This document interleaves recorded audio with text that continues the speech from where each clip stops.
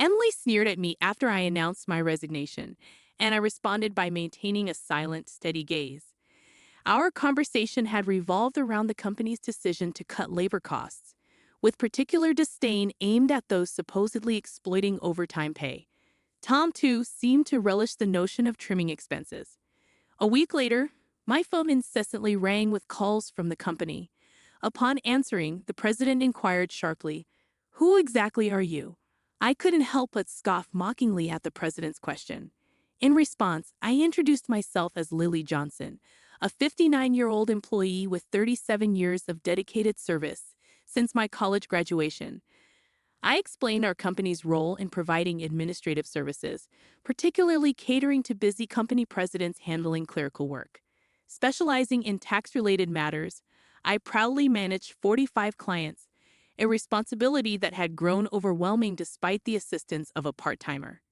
Despite the challenges, I couldn't show any sign of weakness. Our clients were long-standing relationships, and their adversities fueled my determination. Today, as I sat in front of my computer, the relentless harassment from Tom and Emily weighed heavily on my mind. Tom, 7 years my junior and now the head of the tax department, had drastically changed his demeanor 3 months ago upon promotion. His once polite tone was replaced with condescension and complaints, making every interaction a struggle. Even when I countered, he remained unfazed, instructing me to consult the manual for guidance and warning against unnecessary actions. Emily, Tom's assistant, joined in the harassment, criticizing my efficiency and mocking my rank and file status. Despite being the first to decline a promotion to department head, a fact unknown to Tom and Emily, I committed to completing my regular duties. Their harassment persisted, with Tom accusing me of increasing overtime, branding it a waste. Emily echoed his sentiment, sighing as she claimed my constant overtime was dragging down the entire tax department's performance. The recent cause of my overtime was Tom unexpectedly leaving a month's worth of client files on my desk to be filed by the end of the month after work. My face drained of color as I glanced at the files before me. "Wait, these all have deadlines this month, right?" I uttered in confusion. However, before I could grasp the gravity of the situation, Tom was already packing up his desk, completely uninterested in addressing my concerns. "I'm heading out. Take care with that," he casually remarked as he swiftly left the office, leaving me with a pile of urgent tasks. Emily followed suit, adding insult to injury with a mocking laugh. The incredulity of the situation weighed on me, and I sighed heavily as I opened the client files scattered on my desk. To my dismay, some of the files were originally Emily's responsibility. The realization deepened my sigh. I understood why Tom had been subjecting me to relentless harassment. They wanted me to retire quickly. My extensive experience and deeper knowledge in taxation made me a preferred resource for other members of the tax department over Tom. Tom's unapproachable demeanor and unattractive appearance made everyone, except Emily, avoid him. It seemed Emily's proximity to him was strategic, driven by Tom's preference for younger female employees. The shallow nature of their thinking sent a chill down my spine. Emily's harassment was not just a personal vendetta. She aimed to curry favor with Tom, the one evaluating the tax department's performance. Despite these challenges, I had to manage the declarations. Alongside preparing tax declarations for my assigned companies, it seemed today's workload was far from over. However, claiming overtime would only invite complaints from Tom and Emily, leaving me resigned to the prospect of unpaid extra hours. Then, unexpectedly, I received a summons to the president's office. Our company had recently undergone a change in leadership due to the former president's sudden illness. The new president, the former president's son, wasn't fully acquainted with our company.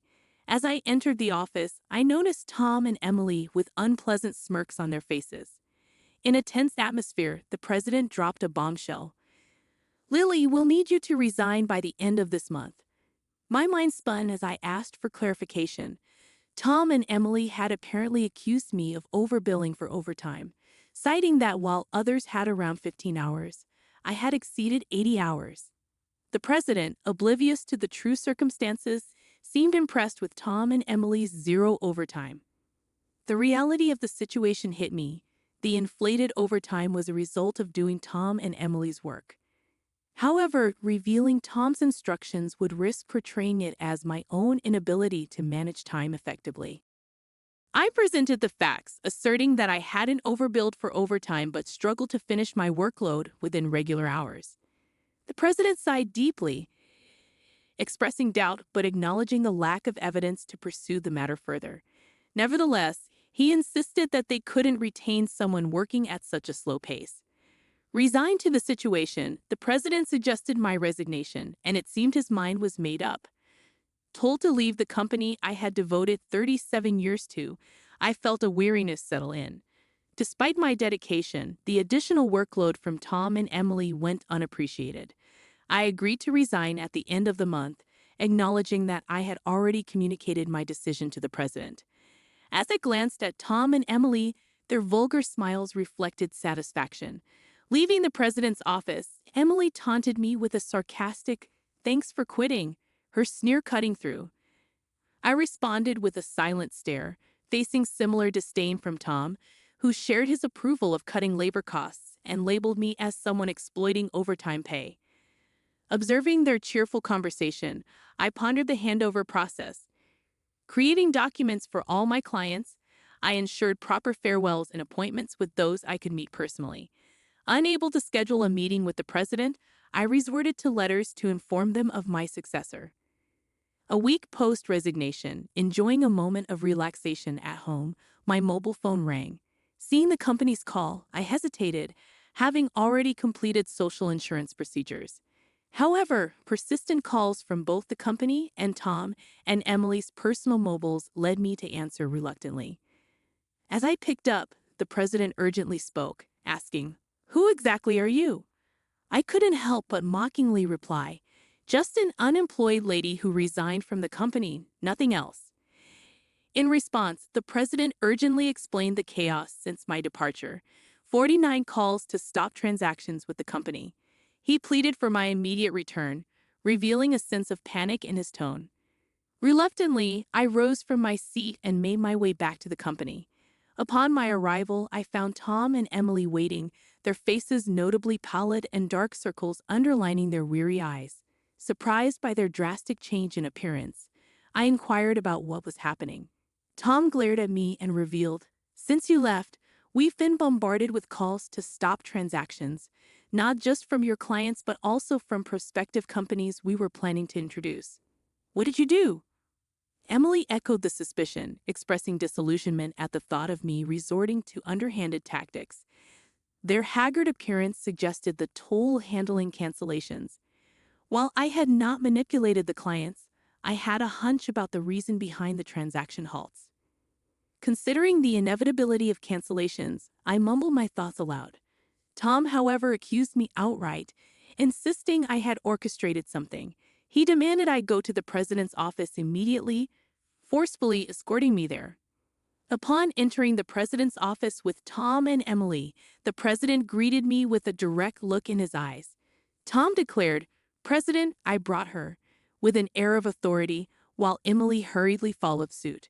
Ignoring their accusatory tone, the president questioned me about the abrupt halt in transactions after my departure. I took a deep breath and explained, "Our clients don't need us to manage their taxes. There are tax accounting firms that offer cheaper services. They continued with us because of me."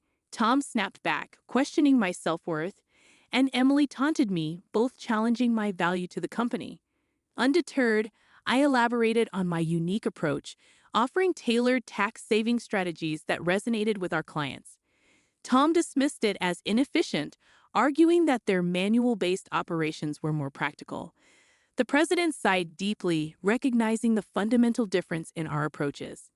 In a serious tone, he said, "Actually," signaling a crucial revelation or decision to follow. I received a surprising call from my father, the former president. It turns out that some clients, who had stopped transactions, went directly to Dad to negotiate on my behalf. I hadn't anticipated clients going to such lengths for me. Dad emphasized that the tax department thrived because of my contributions. Not only did I manage my clients efficiently, but I also supported my colleagues' clients, possessing knowledge that even Tom couldn't match.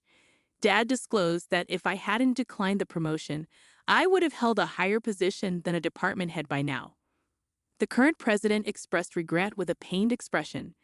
Emily appeared shocked, probably grappling with the idea that I could have been her superior.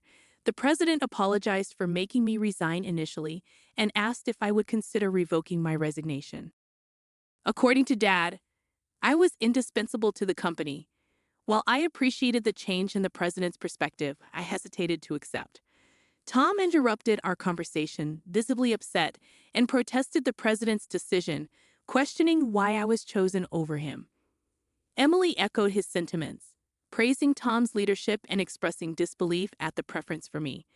The president then sternly addressed them, revealing that since my resignation, numerous complaints had been received from the tax department, suggesting they had been shifting their workload onto others.